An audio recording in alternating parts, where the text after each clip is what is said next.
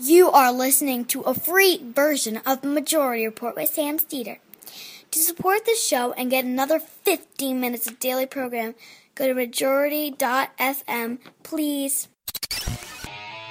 The Majority Report with Sam Steeder. It is Tuesday, August 8th, 2017. My name is Sam Steeder. This is the four-time award-winning Majority Report. We are broadcasting live steps from the industrially ravaged Gowanus Canal in the heartland of America, downtown Brooklyn, USA. On the program today, U.S. government finds drastic climate change impact in the U.S., but we may not be able to be told about it. Meanwhile, ICE continues to become even more despicable, and Sinclair Media poised to become a more insidious and powerful Fox News. Trump's base shrinking a bit, but GOP still loves him. And 2020 is all the rage right now. But Dems have a 2018 problem. Labor takes a big loss in Mississippi, and the Pentagon contemplating ISIS strikes in the Philippines. Because why not? And lastly, the debt ceiling is looming, and the question is, will Democrats use their leverage? All this and more on today's program. Yes, ladies and gentlemen, the news as I read it up there is slightly depressing today. Which is not to say that it's not slightly depressing on most days. But I've got good news. One piece of good news. Should we save it or trademark BS, as we call it around here, or some other people call it the Michael Brooks Show, launches tonight live at 7 p.m. on our YouTube channel, which is how do people get to our YouTube channel? It's /Sam Steeder. YouTube.com/Sam Steeder. It's the Majority Report YouTube channel. And Michael, what is just give us a brief description of what will happen tonight at 7 p.m. Eastern time. So what's going to happen is Hannah Gaze, formerly of The Baffler, is going to be in to co-anchor it for a little while, and she has a piece on... She got fired when they found out that she was appearing on your show? Exactly. And but accepted to Harvard for graduate school. So, yeah. Well, and then Harvard can rescind that, too. I'm actually just getting notification that her offer of acceptance to Harvard has just been withdrawn because of her association with me.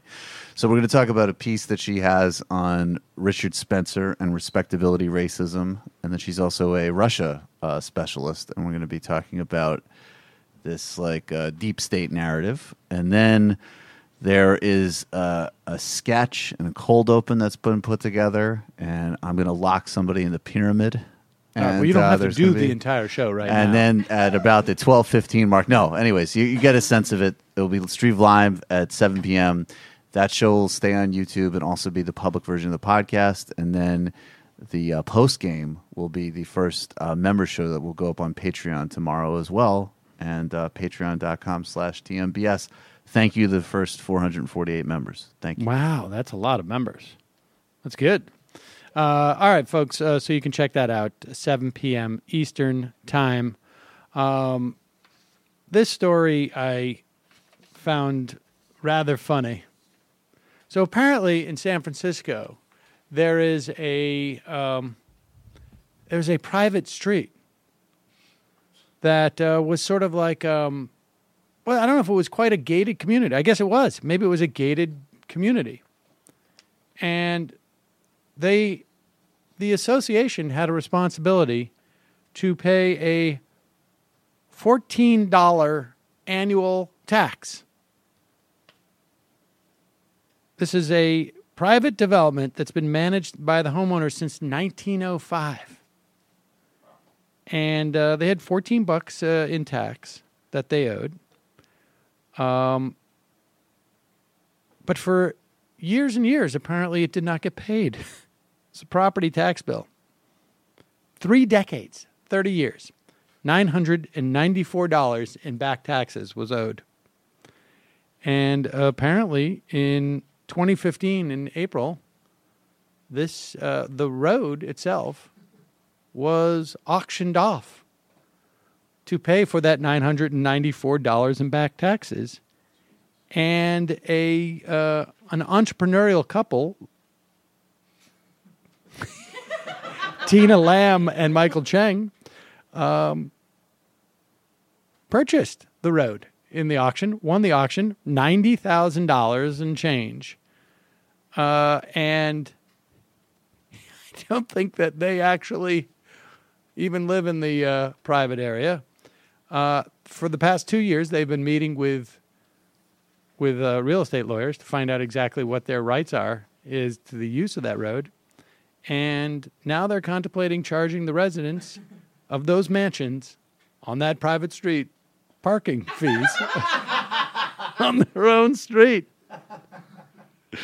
I don't know why I find this so funny. Because it is. Of course I do know. It's why. hilarious. Past homeowners in that area include Dianne Feinstein and her financier husband, Richard Blum, House Democratic leader Nancy Pelosi, the late Mayor Joseph Ailito. There's a guard stationed around the clock at the Stone Gate entrance to the street, apparently to protect Tina Lamb and Michael Cheng's street.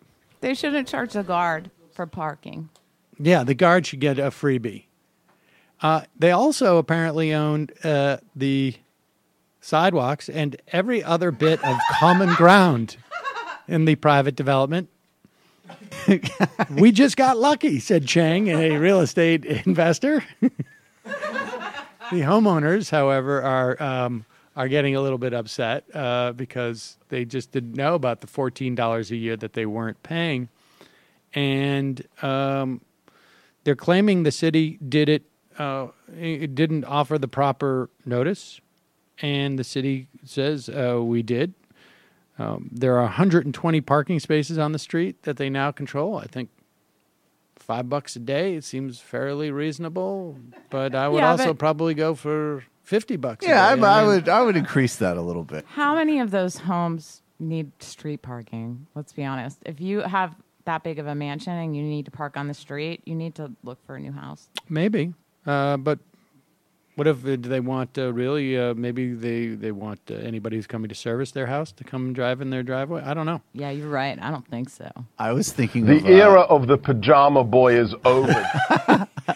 So there is this a jerky is one homeowner who did not want to be named because of pending litigation. I was shocked to learn this could happen and deeply troubled that anyone would choose to take advantage of the situation and buy our street and sidewalks. Yeah, almost like privatizing a commons for public gain, for private gain. Oh, right. What a shock. Yeah, it's really stunning. I would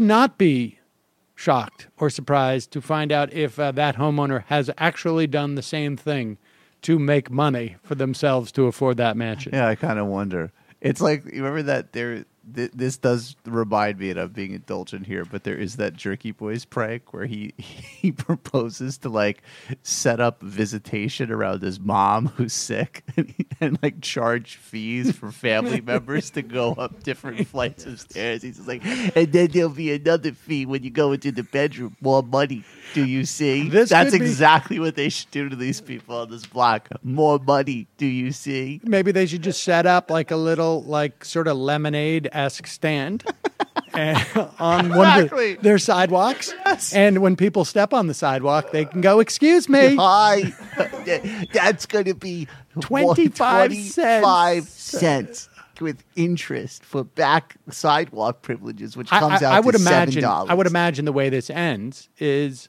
they lease it back to the exactly to the but very funny story. I enjoyed it quite a bit. Folks, you gotta pay your $14 in taxes. That's a good activism opportunity for if we can get like DSA to raise some money to start buying streets in rich neighborhoods. Yes. Private streets. That's a great idea. Hey, speaking of surprises are exciting. Predictability, boring. I have surprised two people in my life recently with Pro Flowers. My dad, as when he was getting better from his illness, and my wife. Pro Flowers makes it easy for you to surprise somebody right now. And they're making it even easier with a special offer for my listeners. If you hear the sound of my voice as I speak right now, you can send Pro Flowers colorful rainbow roses. This is the one I got for Nikki. When did that come? Like last week? And it lasts a couple of days. Sometimes I forget to take it home from the office. You get 20% off this collection or any other of their unique exclusive bouquets of $29 or more. So do the math. If it's a $30 bouquet,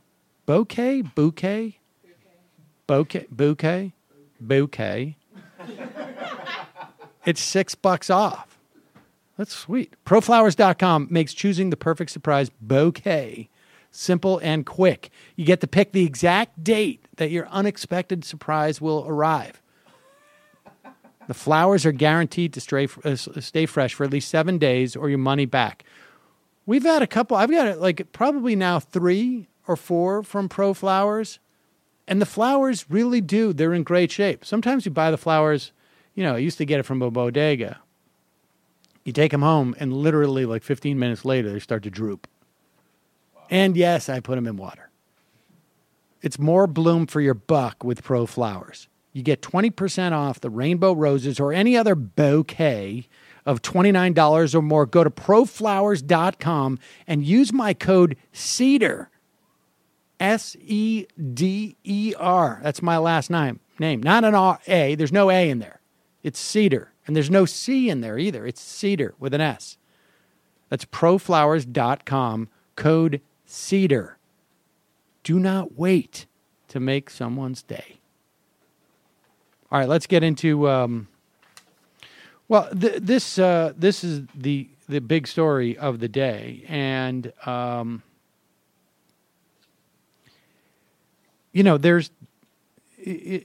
there's really a sort of a low grade war. The only war going on today is not simply whether or not the left are purists and racists, or whether or not Kamala Harris should be already just named the president. There is actually an ongoing battle with the Trump administration basically against our government. And, we've seen this, but we saw the outlines of this when Trump was elected. Where you had like EPA scientists who put all the data on outside servers because they were afraid it was going to get wiped out. Well, they were right. And Bannon going to CPAC and saying that this project is all about deconstructing the administrative state. And we see the appointment of either complete morons or experts at fighting these agencies appointed to the head of these agencies. So there's a draft report every 4 years. It is congressionally mandated that government scientists put out an updated report. I guess it's every 3 years. The National Climate Assessment. And it is to assess what the situation is with climate, particularly as it's impacting this country. According to the New York Times, the average temperature in the United States has risen rapidly and drastically since 1980. Recent decades have been the warmest in the past 1,500 years. You don't know that. You weren't alive at that time. According to a sweeping federal climate change report awaiting approval, you ready for this? By the Trump administration. Right. The draft report by scientists is from 13 federal agencies. It has not been made public.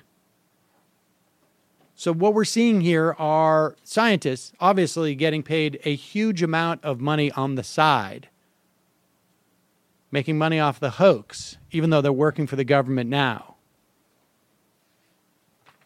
So, you got Al Gore's just writing them checks right now.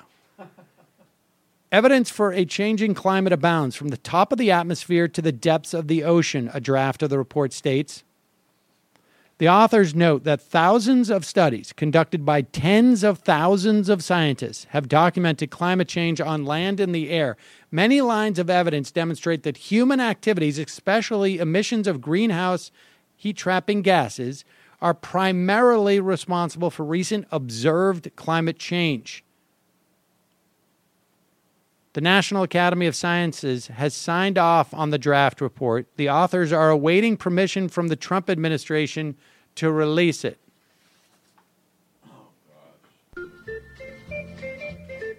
We're just going to play this music for infinity. I like that music. Another scientist involved in the Catchy. process, who spoke to the New York Times on the condition of anonymity, said he and others were concerned that it would be suppressed. Hey, what happened? I would be willing to bet a significant amount of money that this would be suppressed. The report concludes that even if humans immediately stopped emitting greenhouse gases into the atmosphere, the world would still feel at least an additional 0.5 degree Fahrenheit of warming over the century compared with today. The projected actual rise, scientists say, will be as much as 2 degrees Celsius. 2 degrees Celsius is like 5 degrees Fahrenheit, right? I can't do that math. I don't know, but it's not good. It's worse than not good. That's absolute catastrophe. Right. Among the more significant of the study's findings is that it's possible to attribute some extreme weather to climate change. The EPA is one of 13 agencies that must approve of the report by August 18. So there are scientists who come from 13 different agencies across our government. Each department must approve of it. The EPA is one of those agencies.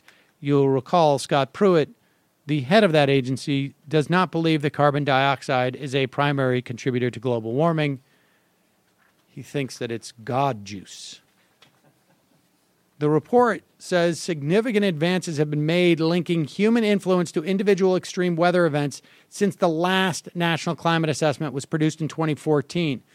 So in other words, just in the past 3 or 4 years, it's become even clearer. And I think we mentioned this last week. There were reports out that global warming had begun earlier than previously believed. And so the progression was actually, I guess, faster or more building steam in some ways. Maybe steam is not the right word. The draft concludes that there was a medium likelihood that the climate change played a role in the Texas heat wave. They were more convinced that there was relatively strong evidence that showed the heat wave in Europe of 2003. I don't know if folks remember that, but a lot of people died. And in Australia in 2013 were more clearly linked to global warming. The draft report finds it extremely likely that half the global mean temperature increase since 1951 can be linked to human influence. It studied the entire country and says that global climate change impacted every part of the United States. Increases of 5 to 7.5 degrees, like I said, of Fahrenheit by the late century, changes in this country. Now, for those of you who feel and are afraid that the Trump administration will suppress this report, I have not good news for you. The staff at the U.S. Department of Agriculture, this was a piece in The Guardian. The USDA have been told to avoid using the term climate change in their work. I don't know if that's one of the agencies that has to sign off on it. I imagine it is. And I also imagine if they won't use the words climate change in their work, they may be a little hesitant to sign off on a report about climate change. The officials were instructed to reference weather extremes.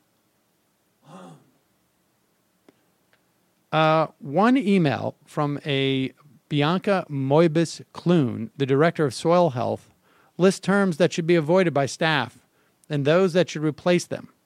Climate change is in the avoid category, to be replaced by weather extremes. And instead of words like climate change adaptation, or staff are asked to use resilience to weather extremes.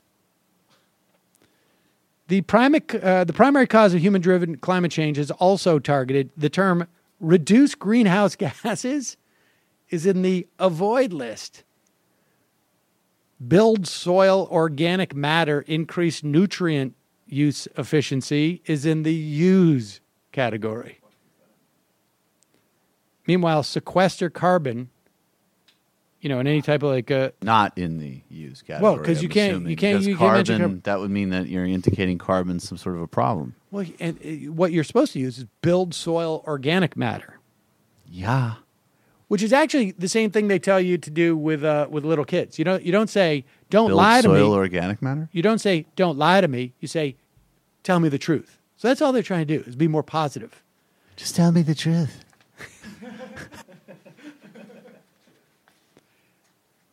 Mobius-Clune wrote that references to economic growth and emerging business opportunities in the rural U.S. agro-tourism and improved aesthetics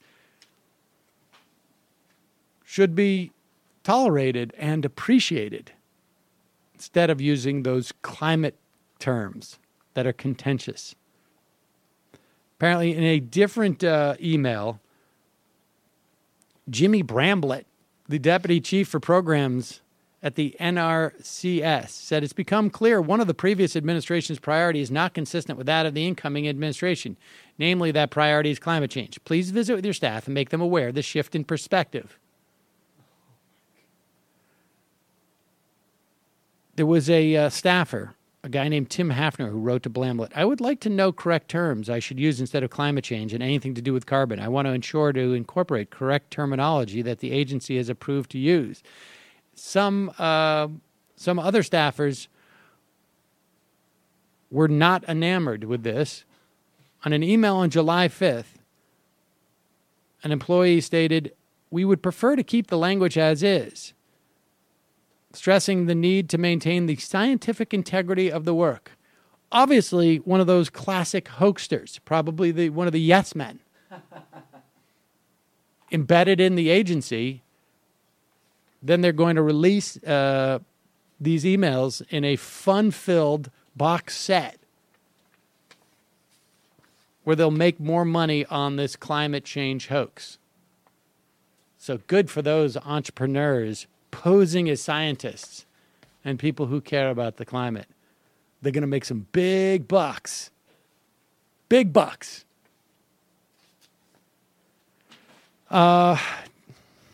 More story about ICE, too, and then we'll also talk about Sinclair Media. These are the three stories I want to get to. I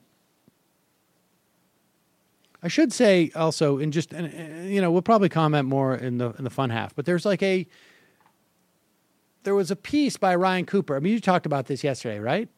Not about Cooper's piece. I didn't even mention that. But yes, Ryan this Cooper broader wrote a piece that issue. sort of like ripped the Band-Aid off of this sort of argument, where Ryan Cooper was basically saying my take was he was trying to get out in front of the criticism the counter-criticism to criticism of Kamala Harris and I think someone just told me I pronounced her name wrong, but Deval Patrick and Cory Booker. And the criticism ranges from Kamala Harris not choosing specifically to ignore her own agency's recommendations when she was state attorney general to prosecute or attempt to prosecute Steve Mnuchin. And if you go back and listen to our January 26th interview with David Dayen, he wrote the book on a lot of this. He wrote a piece specifically on that then, back in January. And the criticism of Cory Booker has been for his closeness to private equity. I would also add into that, personally, for me, his role in the privatization of education. I mean, he was chummy with Betsy DeVos before Betsy DeVos was Betsy DeVos.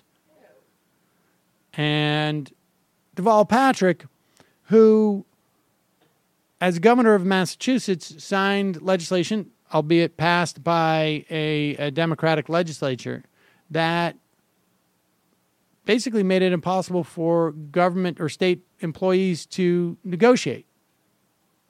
And I can tell you, state employees in Massachusetts don't get a particularly good deal. My mom, having been a professor at a state community college.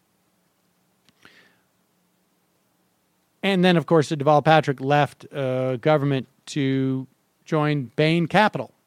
Yes, that Bain Capital. And so there's criticism of these three, and there's criticisms of others, but these three are being touted in certain circles. Deval Patrick by the Obama people. Kamala Harris apparently was being wooed by the Clinton people or donors. Cory Booker, just because he's been out there, seems to me, semi-advertising that he wants to be president for, I don't know, since he was mayor of Newark. And I think Ryan Cooper wrote that piece and combined them because trying to head off any notion that this is race or gender-based. Now, I don't know if that was necessarily the smartest thing to do to try and avoid that accusation. You could have thrown in, like, maybe people don't trust Gillibrand on the left because where she was as a congressperson. The point that I made, and I still refuse to learn this guy's name, but the guy from Maryland, who's the only announced Democrat so far, I think is it Henson or something like that. You know, well, nobody cares about that. But that was precisely my point. Is that the reason that Gillibrand is? I think there's reason to believe that Gillibrand would work. I agree with you. And the reason Murphy, that those and Murphy, well, does Murphy have the same sort of?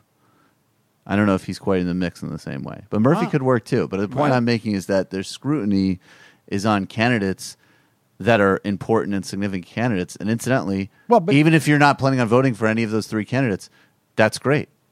Well, yes, but my point is that Murphy and Gillibrand you could easily put them in the same category as those three. And certainly you could find criticisms about both of them as well.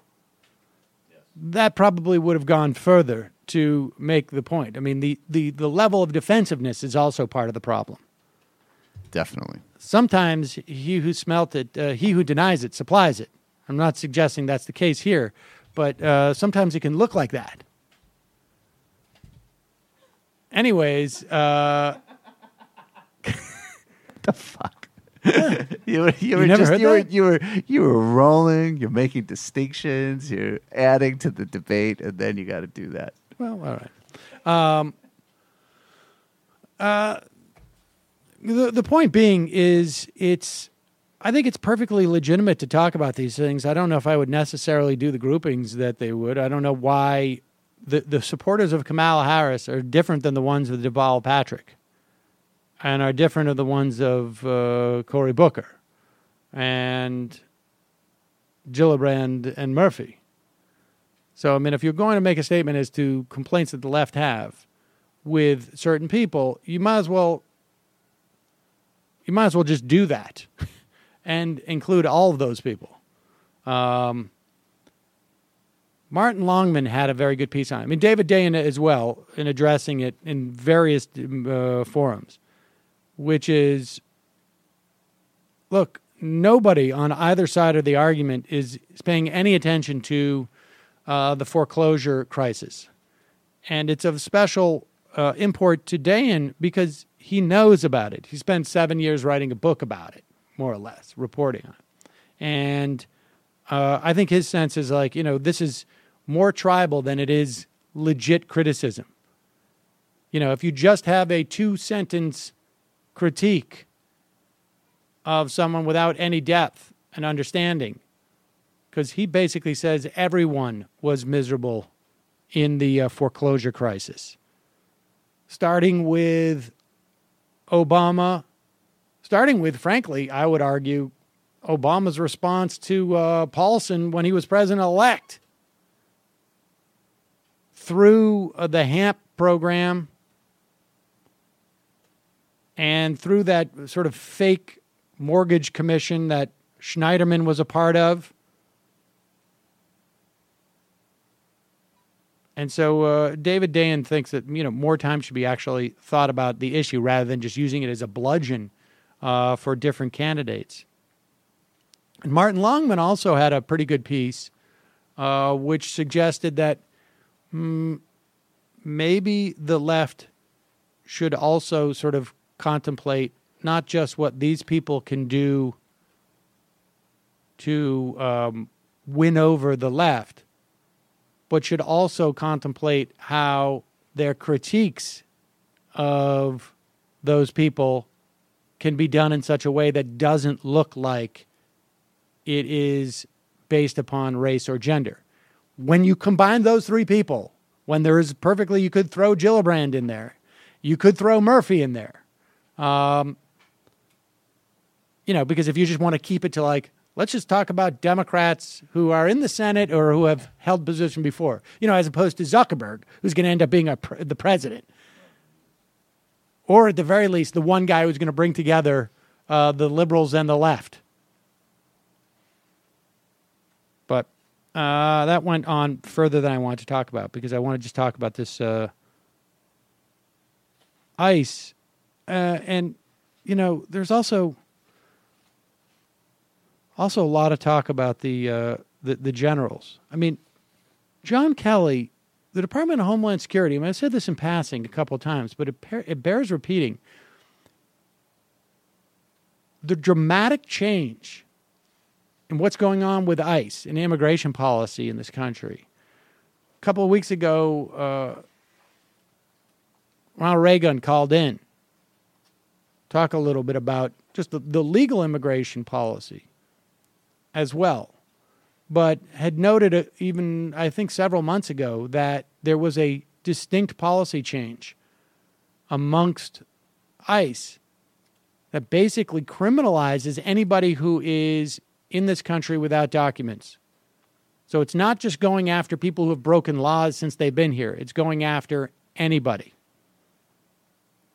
And of course, at ICE, these people are such that they would much rather go, hunting for deer than to hunt for, I guess, a lion at close range. So this story out of the Hartford Courant, an undocumented immigrant from West Haven was arrested by ICE agents in Connecticut after the man's 9-year-old son was used as bait. So here's the story. There was this guy, Espinoza. He's 31 years old. He's from Guatemala. He alone, I think, attempted to enter the U.S. in 2009. He was caught at the border, returned to Guatemala. A year later, or later that year, I should say, managed to get into the U.S. with his wife. Espinoza has been working as a mason and living in West Haven. He and his wife now have 3 young children who are born in this country and U.S. citizens. God, man, There's just the problem with Masons in this country. Well documented. Oh, maybe not that kind of Mason. His 9-year-old son, who is a fourth child, who was not born in the country, is also undocumented. He was picked up about a year ago attempting to enter the U.S. unaccompanied. 9-year-old from Guatemala, trying to find his family. At that time, ICE officials turned the boy over to his father in Connecticut. Espinoza promised to bring the child to any scheduled immigration hearings and to cooperate with requests from ICE officials. This is the way it used to be, right? Where you would hear this, they were protected under DAPA, and it's just simply guys like Espinoza who are here, never breaking a single law in this country. He had at the time a civil infraction, which was entering the country without documentation. Never committing a criminal act. Was allowed to bring his 9-year-old kid in there. He's got 3 kids who are U.S. citizens. Espinoza was requested to come to ICE offices in Hartford to sign some papers for his son, was immediately arrested when he did so and transferred to detention in Massachusetts. He was fleeing persecution in Guatemala and will face imminent danger, according to him, if forced to return there. It's just stunning.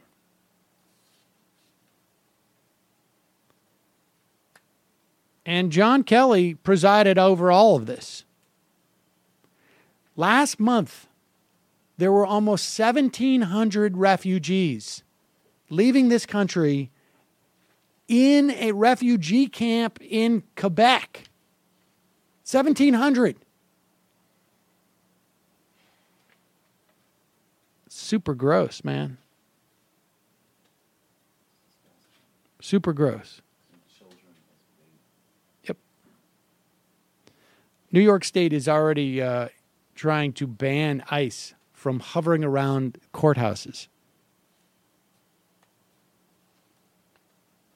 This stuff really is, it's also incredibly dangerous because you're going to have a segment of the population that's going to be afraid to report crimes, to protect themselves, to protect others. It's going to be really, it's not just impractical. It's obviously, it's just incredibly morally repugnant. But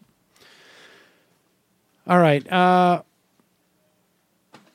going to take a break, head into the fun half, where hopefully I got the less fun stories out of the way.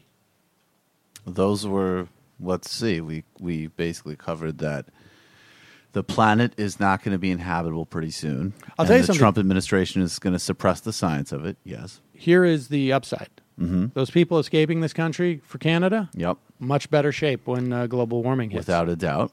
Then we've discovered that both the left and sort of center of the Democratic Party are failing and ignoring 2018. And then ICE is using children as bait.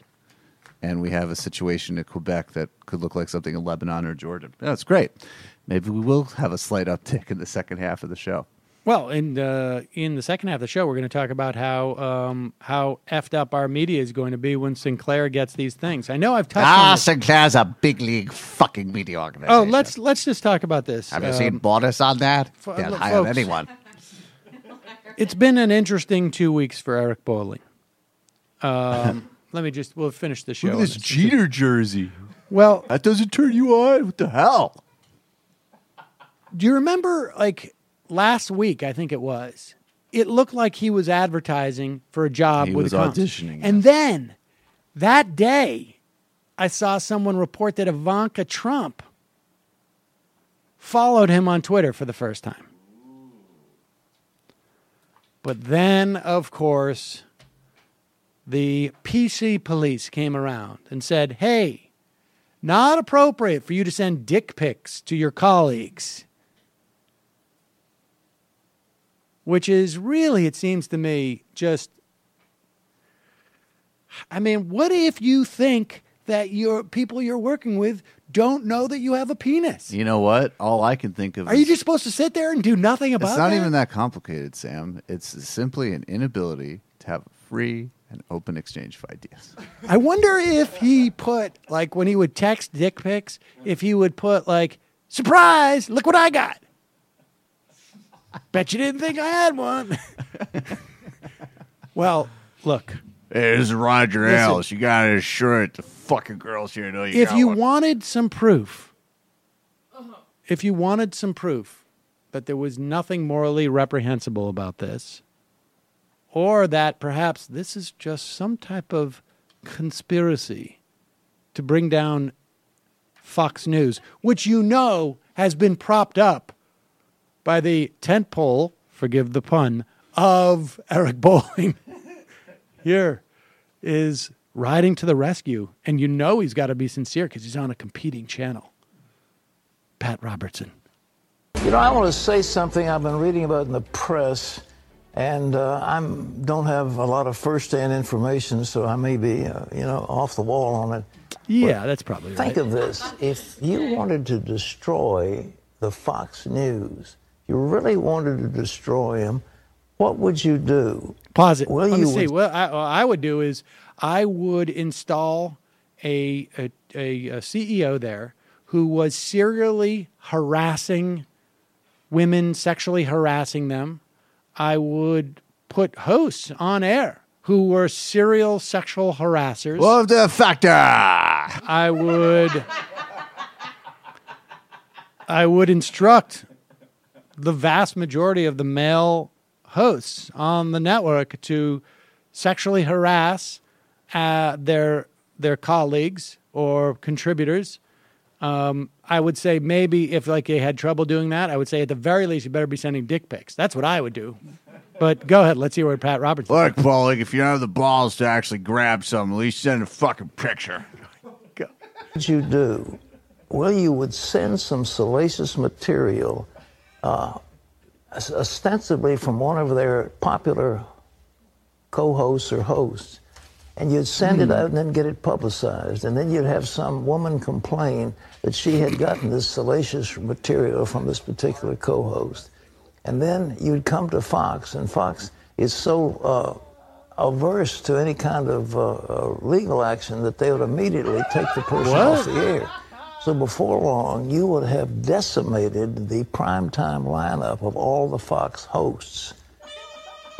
Easy to do? Absolutely. Is it being done? Probably. And the latest attack is against a guy named Eric Bolling, who I think is a straight hour. He was on this program. He's a dedicated Catholic, goes to Mass every day. Very nice man. They've pulled him off the air because somebody sent some pictures ostensibly over his name. But what they've done is take away one of the most popular hosts in their lineup.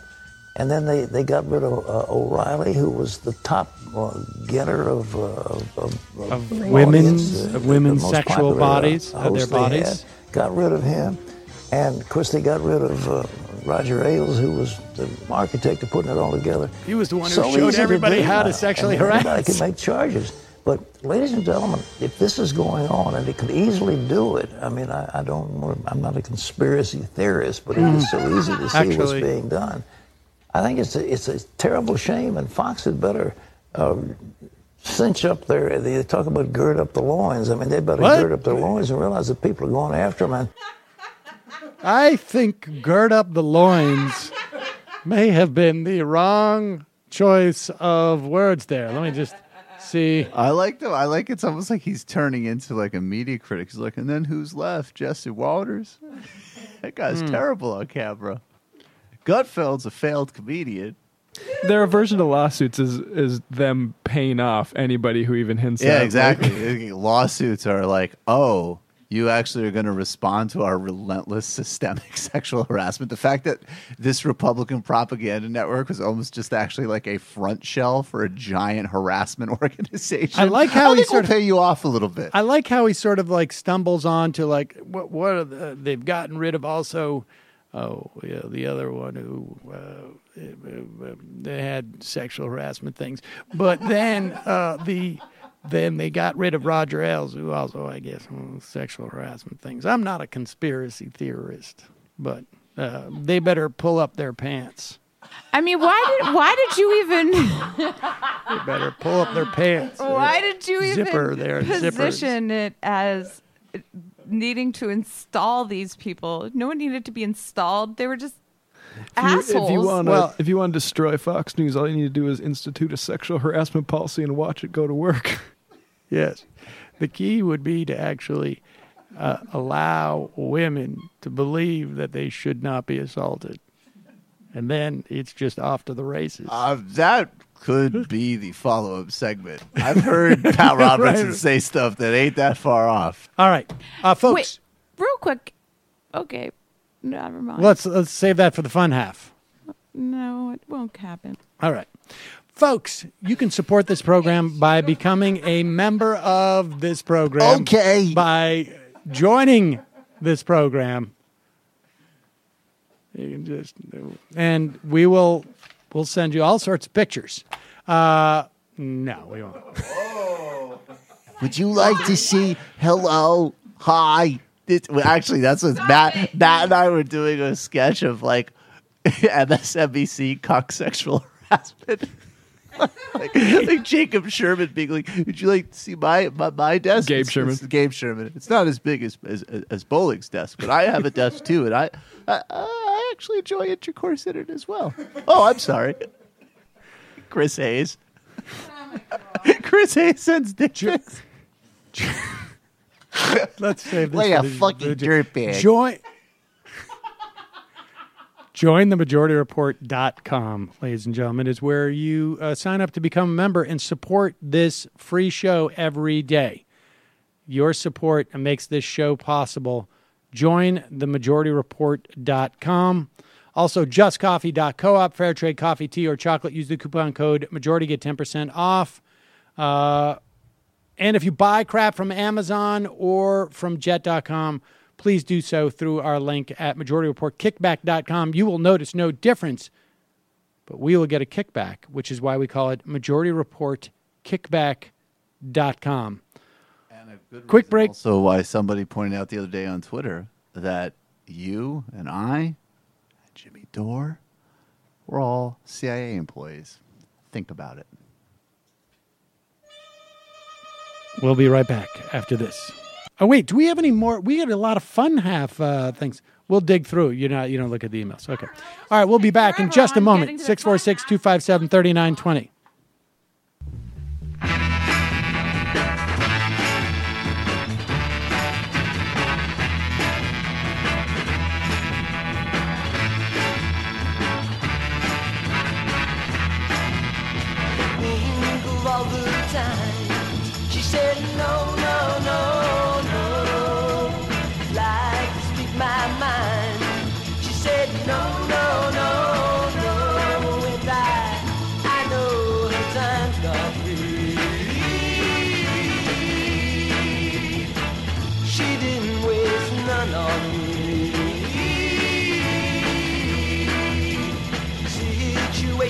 Sad,